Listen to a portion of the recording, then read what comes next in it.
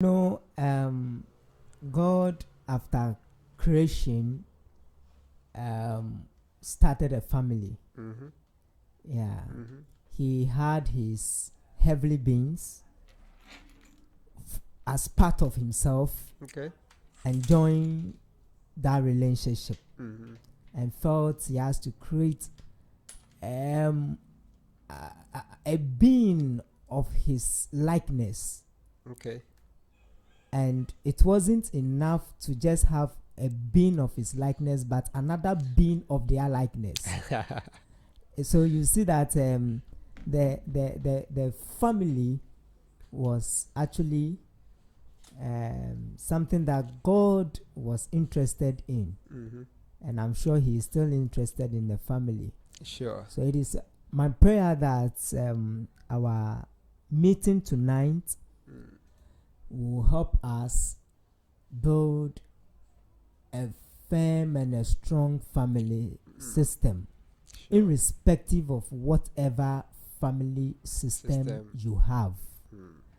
As we have chosen to talk about blended family system, last week in my closing remark, I mentioned that there are people who are happy or who are blessed to have themselves in a blended family. Mm-hmm. There are people who wish it never happened at all. Mm-hmm. Therefore, it is important for us to treat it, to help ourselves, so that whatever family system you find yourself in, you should be able to handle it and handle it properly. Sure. We also mentioned that nobody goes into marriage with the thought that I'm going to quit at a point. Mm-hmm. And nobody marries his or her enemy. Sure. You understand? Sure. So it is important. We mentioned that it is blended because we want to have these two people from different relationship which did not work by whatever reason we mentioned, and we want to start another one in a uniform manner. So we use the word blended. Blended, yeah. Like mixing, what do you call it? Tea with milk, if you permit me. Sure. Or sugar with Lipton. Uh-huh. You need to blend it. Yeah. So you get it in a way that at least when you are sipping it, you enjoy. You understand? No Sure. matter how hot or warm cold it is, you should be able to take it. Sure. So that is blended family system. These two parents may have their own individual children or biological children, and finally agree to start a new family with each other. Okay. So they break away from a former relationship and decide to now start a new relationship with each other. It could also be that the man has a child, but the woman doesn't. Okay. It could also be that the woman has, but the man doesn't have. So a child is brought into the marriage, and it also forms a blended family system. We said that so many things could lead to someone entering into another marriage or another relationship with a child. One could be divorce. Another could be death. Another could be separation. In fact, another could also be inability to take care of that child. Okay. So we will say singleness. Yes, singleness. Yeah. Or inability to take up all the responsibility. So you want someone to give you a support. Okay. So automatically whoever is going to give you that support becomes either your husband mm. or your wife. And that person becomes either a father to your child or a mother to your child. Sure. The last time we also mentioned that it could also happen that you are starting a marriage immediately as a mother without you being pregnant. Sure. Because your husband is coming in with a a child. You may also start a marriage immediately as a father, performing fatherly role without you necessarily giving birth or impregnating your wife. Okay. It simply means that your wife is coming into the marriage with a child. Now, it is no fault of anybody to say that I have a child already and I still want to start another relationship. And it is also not the fault of that child who is coming into that marriage. Bringing these two people together will be very challenging. Because someone might not be sincere to him or herself. The person might not want to be in that marriage with a child who is not his. But will pretend, as we said the other day. Yeah. And pretense is so much on the side of young people that they don't want to face the reality. They enter into the marriage and now the reality begins to dawn on them, and they begin to tell the child or show the child his or her level or position in the family or in their lives. But Counsellor, with some of the pretense, some of them, is it not as a result of, say, fear of being rejected? Hey, if I don't take care, or let me accept it like that, let me try and manage it, let me try and... You see, it is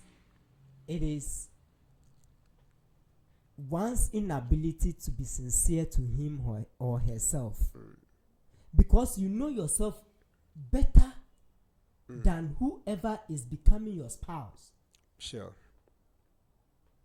You understand? Yeah. So the pretense is mere inability to be real to yourself, to be truthful to yourself, that I cannot take care of someone's child as my own.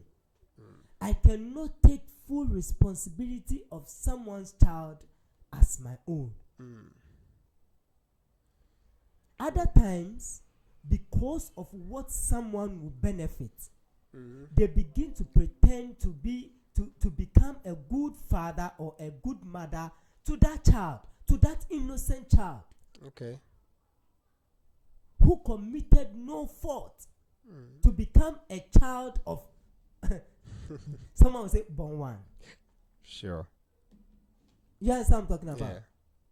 So I want to encourage young people that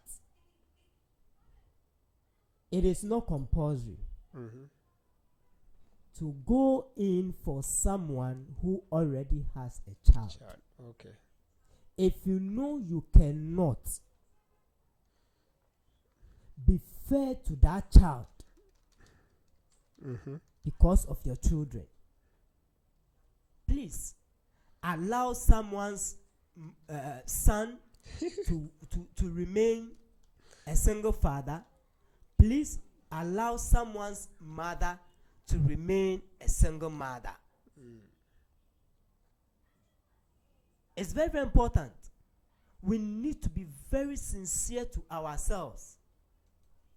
And you, the man, too, you should be watchful. You shouldn't be deceived by the fact that he always comes to the house and prepare food for you and leave some for your children or your child or serve your child. Is it true? Is that what she does in the house for her sister's children? And for other children, don't be deceived. Yeah. And you, the lady too, don't be deceived by the fact that he always visits you and carry what do you call it, papaya or I'm not actually doing any advert. Oh, sure. But carry food and bring to you and give some to your child. So you are like, oh, he is going to be a good husband to a good father to my child. Don't be deceived. Take time. Take time so that you don't enter and later come and tell us that he is not taking or she's not taking care of your child. Yeah. He's always giving attention to his or to hers. It's very, very important. We are learning about blended family system. You see, these days, or of late, divorce and separation is in a rampant. Quite apart from that, not to remind anyone of his or her sorrow. Young fathers are dying. Young mothers are dying. Sometimes you get closer to the obituary and 36, one child. Then you ask yourself, you've left this child to this man for who? For him to go and marry who? With that child. Like we said the other day, nobody has an intention that I am marrying someone so that in the next 5 years he or she will die. Then no. I don't think anybody goes into marriage with such intention. The intention is we marrying ourselves, we staying together, we growing old together, we taking good care of our children together till they leave us and continue their lives, come back to us with grandchildren. I believe that's what the original intention of anyone who is entering into marriage. So when the unfortunate happens on the way,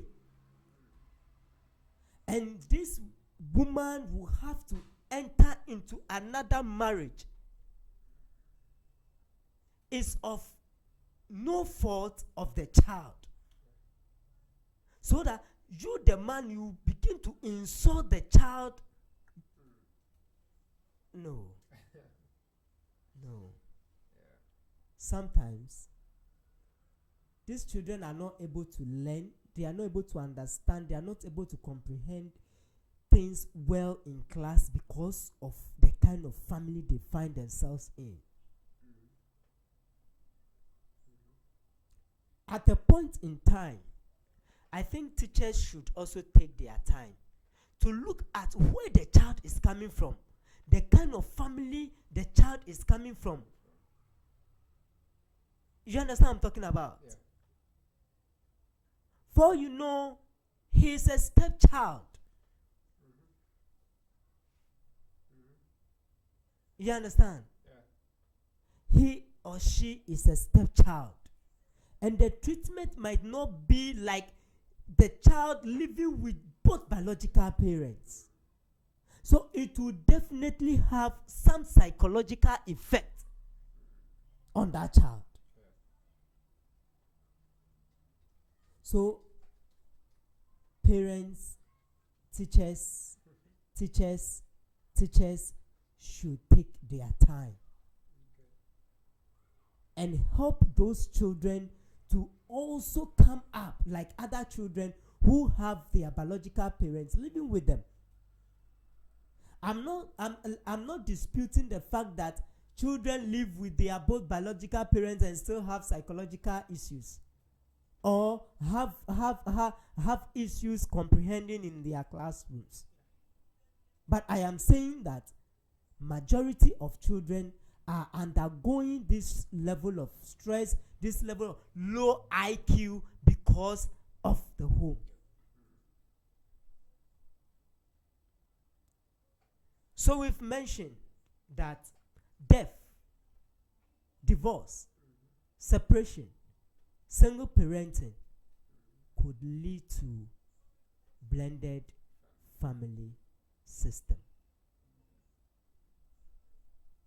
It of no fault of both adults to decide to come together.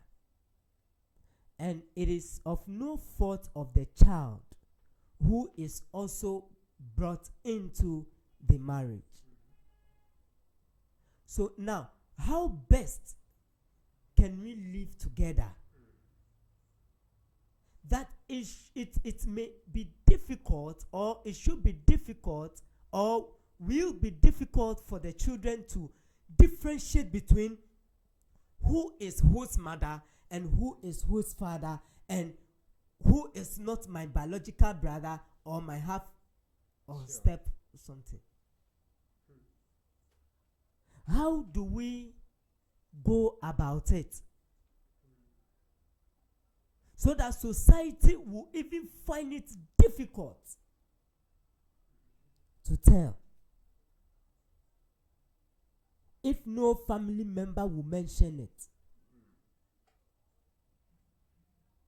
we mentioned that some of these challenges may include discipline. Discipline style. Discipline. Very important. Yes. Another challenge is finance. Oh God. Another challenge could be relationship, developmental relationship. Another one could also be parenting style. Okay. Parenting style. Okay. So, having taken my time to mention some of the challenges that blended family could face, we mentioned parenting style, we've mentioned discipline style, we've mentioned finance, and then what else? We've also mentioned. You mentioned discipline. Yes. Yeah. Parenting style. Parenting style. Finance. Finance. We mentioned developmental. Yeah. Challenges or conflict or relationship. Now you see, in parenting style, one parent might be the tolerant type, the tolerating type. Okay. And the other might not be the tolerating type. Yeah. In discipline, one may be hard, the other might be soft. Okay. One may want to compromise, the other will not want to compromise. In finance, one will want to hold what he or she has, the other will want to just leave it, let go.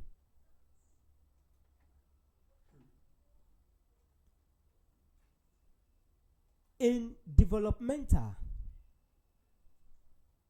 and relationship, one child might be older than the other. Okay. In terms of development. One might be smart in class than the other. These are all challenges. You see, having mentioned finance, how we going to spend on these children? The last time I cited an example that when it comes to payment of fees, whose fees should be paid first and whose fees part should be paid, and who should have his or her full fees paid. I gave a scenario that if you, the man, you have the responsibility of paying the children's fees, and the woman's child, who is not your biological child, is going to pay her registration fee to write exams, and your child is only in class 6, whose fee is not present, now you are faced with. It could also be that your child's fee is present. Your wife's child needs that money, that fee, to pay the registration fee in order to sit an exam at a deadline as we are standing. Sure. And your child also needs that fee to write his terminal exams. So whose own are we to pay first? You understand what I'm talking about? Yeah, I do. If we have to invest for these children, now we have a lot of insurances, a lot of life insurance, educational insurance, wherever insurance, and here and there. Now, whose education are we going to ensure with my money, so that at the end of the month, when my salary hits hits my account, insurance will take theirs? To whose education? Is it to yours or to mine? Are you getting what I'm talking about? Yeah. If the two children are sick at a go, whose money are we going to use to buy medicine? Whose hospital bills are we paying first? You see, when the reality begins to dawn on us, we are like, oh, I shouldn't have made this decision. If I have a second choice, I would have gone in for someone who has no child. But you see, you've already made a decision.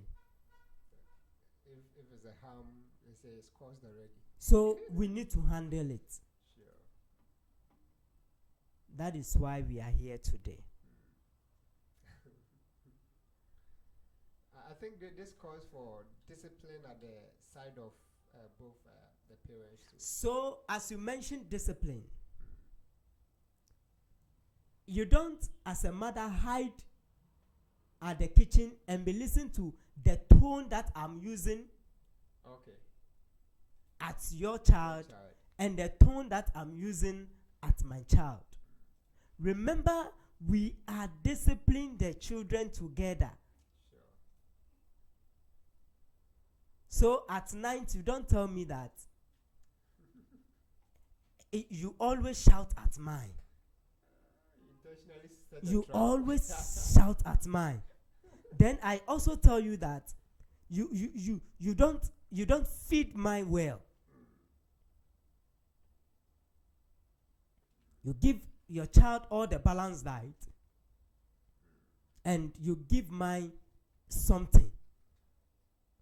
You understand what I'm talking about? Yeah. So we begin to argue and fight over these children in terms of discipline.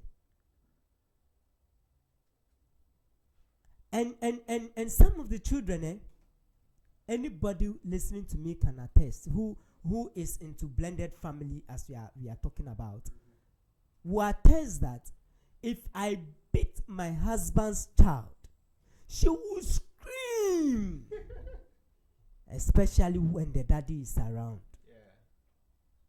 Exaggerated for if I try to discipline him, he will. So as for me, I don't. No. Man, I want to tell you here.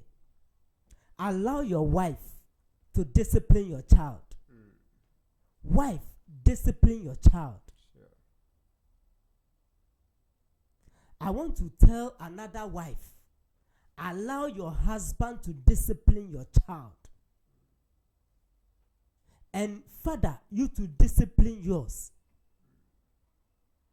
Don't pamper someone's own and discipline discipline yours or give yours the kind of moral disciplines, and tell us that if I try discipline someone's, he becomes disrespectful and all that, and the mother will fight me back, so I've left them to their fate.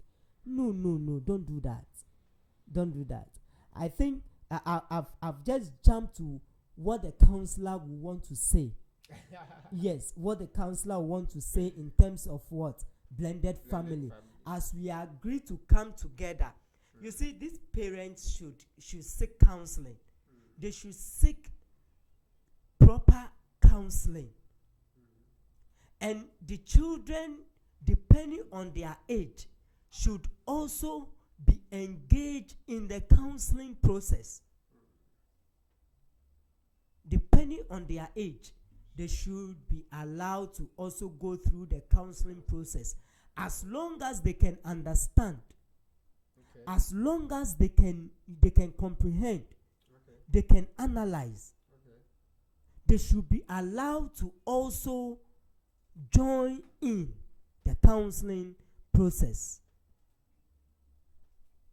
It should start in a group. It should continue with individuals. Okay. Because I was about saying some of the things might be only related to adults. Yes. Once we are allowing them in, is that not also going to bring another issue? At all. So the counselor should know what to discuss with the children, and know what to discuss with the spouse, and then know what to discuss as they all come together. Okay. So we don't leave things to chance. The churches should do well in this matter. I know a pastor will advise that, no, don't marry her. She has a child already. It will be difficult for you. No. There's a proper way of handling it, that it will become easier and simpler for them as they enter into that marriage with their individual children or with that child. Counsellor, I think most times we try to run away from that because of responsibilities that we're supposed to accept. As in this, you see these challenges we're mentioning. Hey, looking at all these challenges, do I still want to enter into a relationship with this lady with a child? Am I ready to bear all these responsibilities? Exactly. So sometimes it comes because of the responsibilities. Let's just run away from it so that it doesn't happen. Okay, so I agree with you to a very large extent. It means that if it were you will analyze all the realities and avoid it. Over here, the child coming into the marriage has no issue with you, and the mother also has no issue with you. Sure. She remains a single mother, concentrate on how to take care of her child, and she's fine. You don't go and bring her and the child and now begin to analyze, I don't have a child. I'm taking care of someone's child. And it's 2 years, yours hasn't come. 3 years, you still don't. Then you begin to vest your frustration on the little child. So analyze the realities. If you cannot, you cannot. Stay a bachelor or spinster, and then life continue. Because there are others out there who are single like yourself. Go and look for them. Don't put someone's child into what they don't expect. Very, very important.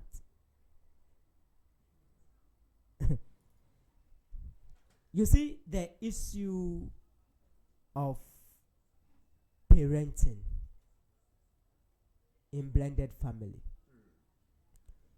If you ask me, Now, I would say that we should both set boundaries. Okay. You understand? We, as adults, mother and a father, we should set boundaries. Boundaries in terms of parenting, in terms of discipline, and in terms of finances. Okay.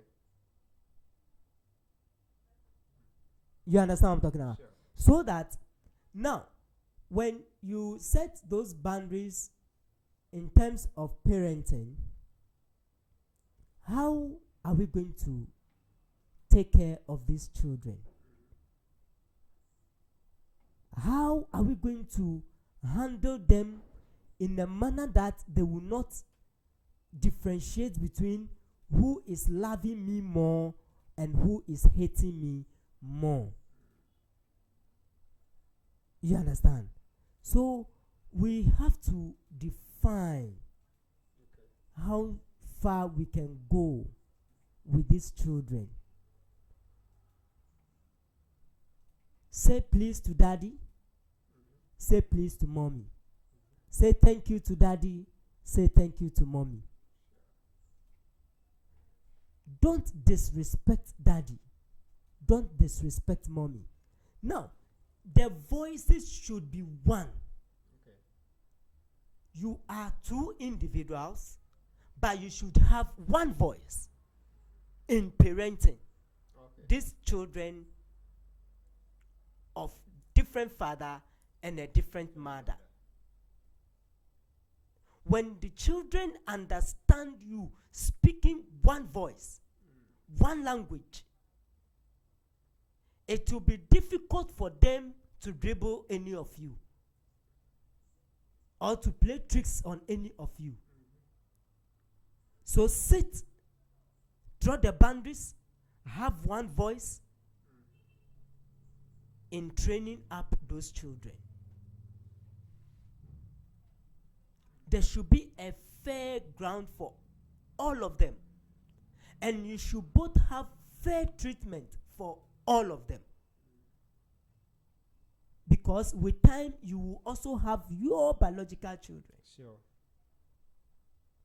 And those biological children of yours should also come and see the fair treatment. They shouldn't be able to tell, oh, this person is my mother's and this one is my father's. No, they should come and see them as their brothers and sisters, or brothers or sisters. They should grow up even without seeing the difference. Have a mutual discipline for all of them. I hope you are getting me. Sure. And I'm sure parents are listening. We admit the fact that it's no one's fault to start a new family with another or with a child. But how we go about it, how we handle it, that's what causes the troubles. That's what causes the regret for the children. And they say to themselves, I will never. But remember, as I said, other children are happy. Yeah. They feel blessed. In fact, they call their stepfathers and stepmothers blessed. They don't want to identify them as steps at all. And they are even not ready to go to their biological parents, because those parents, those what do you call it, stepfathers or stepmothers, it's a word I don't want to use, but for the sake of simple understanding, those steps have been able to manage the relationship well. And that is what we are encouraging. That the children will grow up without knowing the difference. Even if they get to know the difference, they will still appreciate the parents. They will still love them. So there should be mutual discipline. mutual discipline, one voice.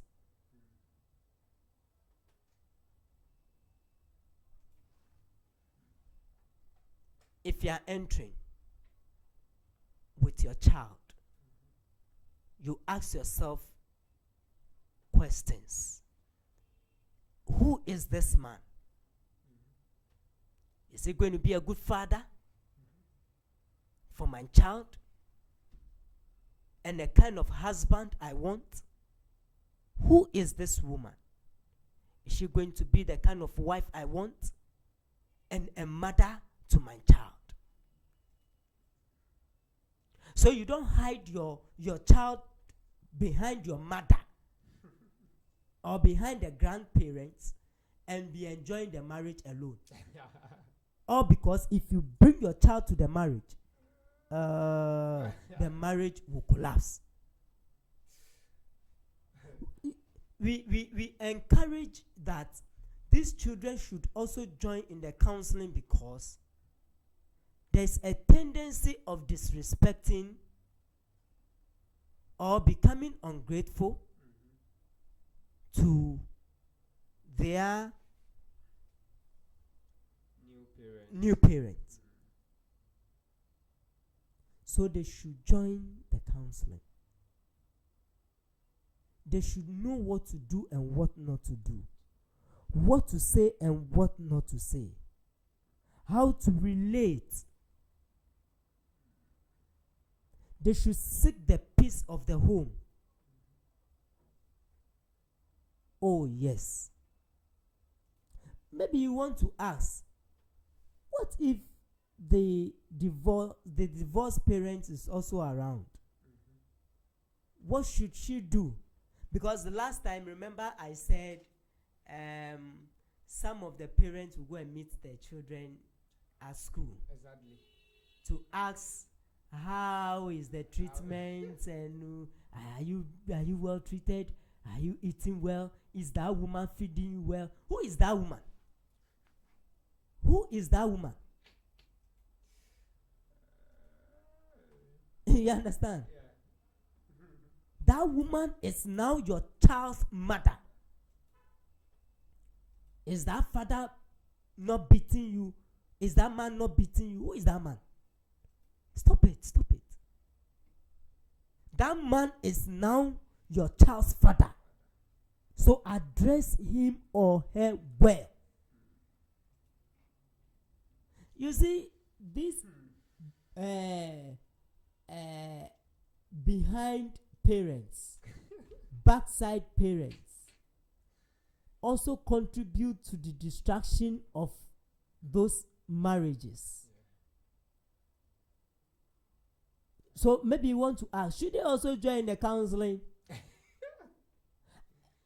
Well, depending on what the relationship is, they should know that the man has moved on. Sure.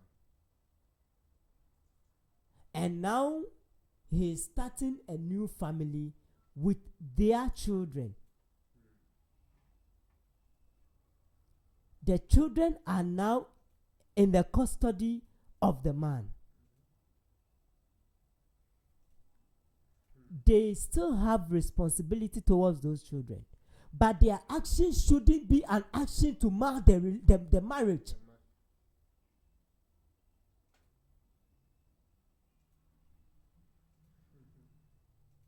You understand what I'm talking about? They shouldn't behave themselves as better parents or better mothers than the resident mother.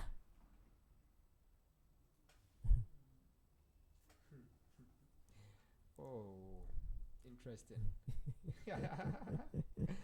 I think we enjoying the topic so much that our time is up. But then I don't know if we will have to continue this next week. Councillor, do we have to do this again? So I want to believe that with all that we've discussed, right from the foundation level to where we have gotten to, a lot have been said. Sure. And I want to believe that parents will do well. Parents will begin to treat their, permit me to use the word abanuma. They will treat their abanumas as their own. Sure. They will discipline them when they have to discipline them. They shouldn't overlook their misconduct and discipline their own and leave the other. They should discipline them. With time, they will grow to come and appreciate. They will come back to say thank you. For all you know, it is your abanma who will, in future, when your strength is gone, will now come and stay and do all that your children cannot do or will not be able to do for you. Treat them as your own. Give them all the care they need. Give them all the love you can give. Discipline them. Discipline them. Don't neglect them. You don't know what the future holds. Now to all my I want to say that appreciate whoever has become your parent. Whoever has become your mother or your father. Give them all the respect and the support you can. Because if without them, you may not know where your mother or your father will be. Appreciate them. Respect them. Love them. Handle and treat them like your parents. So that when they are blessing their children, they will bless you like their own. May God bless us. May God bless us, and